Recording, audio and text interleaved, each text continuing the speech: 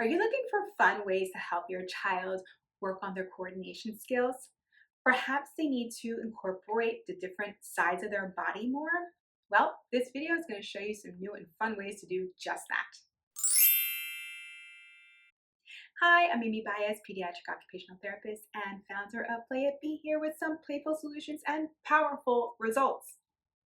Now, I have to tell you, these exercises I'm going to do in this video, I use all the time with my patients, and they are super effective. So I want to share them with you all because I do feel like you're going to see some great results if you do practice them. So I refer to these exercises as cross-body exercises. And the reason why is because you are going to cross over into different planes of the body. So that may be right to left side, top to bottom, or front to back.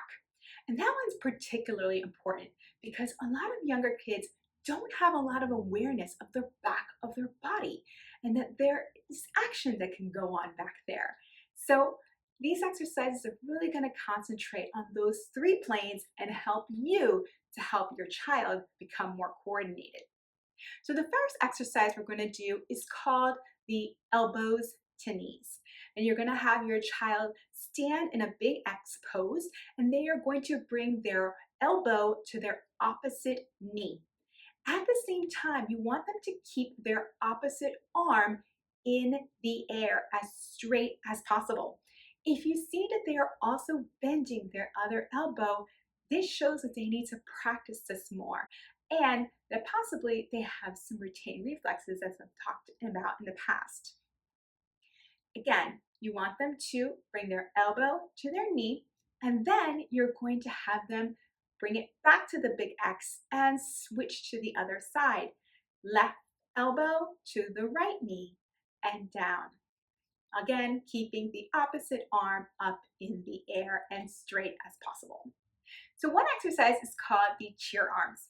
And what you're going to have them do is bring up their arms and form a big X like you do in the other exercises. You're going to have them cross over their arms in the middle at shoulder length height and then lower them, uncrossing them again down by their hips.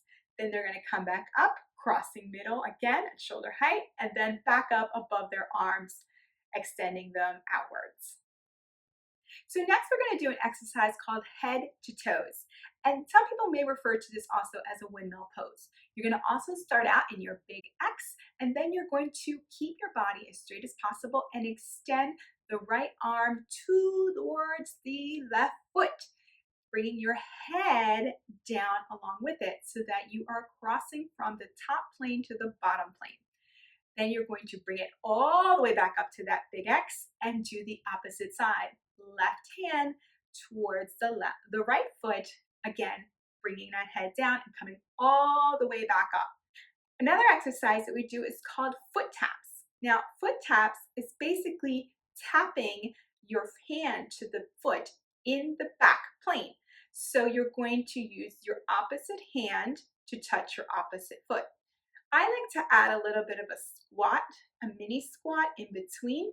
So what you'll have them do is squat and then lift up their left foot and tap it with their right hand behind them, and then squat and then switch sides and touch the right foot with the left hand behind them.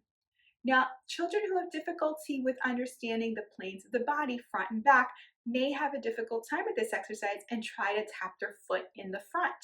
If they have difficulty crossing left to right, they may try to tap their foot with the same hand on the same side instead of using the opposite. So this is just a sign that it's a great exercise for them to keep practicing, and you can do that along with them. I'm going to show you an exercise that I call the shooting star and the black hole. Here's what you're going to do. You're going to have a child jump down into a small position so that they're making themselves into a little ball on the ground, keeping their toes ready so that they can jump up again. This is going to be your black hole. And then when you're ready, the child is going to jump up into a big X position. And their big X position and their head make up the 5 points of a star. When you're ready again, the child is going to jump down into that black hole position again. Another exercise I like to throw in there is something I call the slow spins. Now, basically what you're having your child do is spin around, but you don't want them to do it too quickly. Some children really have strong reactions to spinning. So we just want a nice controlled spin where their arms are lifted out to the side and they're turning in one direction very slowly and looking for that focal point when they come back around so that they don't get too dizzy. I wouldn't encourage more than 5 spins. Then you might want to turn in the opposite direction. It's a nice way for them to coordinate their feet while their arms are moving and again become a little bit more aware of that back side of the body. So what I love to do is to put all of these exercises together and use them in song. And what I mean is basically using them as part of a dance routine.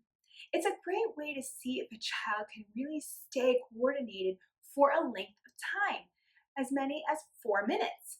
And these particular exercises go great to one song in particular, and that's Can't Stop the Feeling by Justin Timberlake. So a lot of your kids really love this song because it's from the Trolls movie. And although I can't play it in this video, I do want you to know that I have attached a link for you so that you can see what steps go with which movement in the song. And that way you can practice the movements with them along with the song and make it a lot more fun and exciting for them. I've even done this activity in some workshops with parents and other therapists, and they love it too. So give it a try. I really encourage you to do these exercises at least 10 times each, and if your child is up for it, 20 times. This is a really simple way, again, to work on these very effective exercises.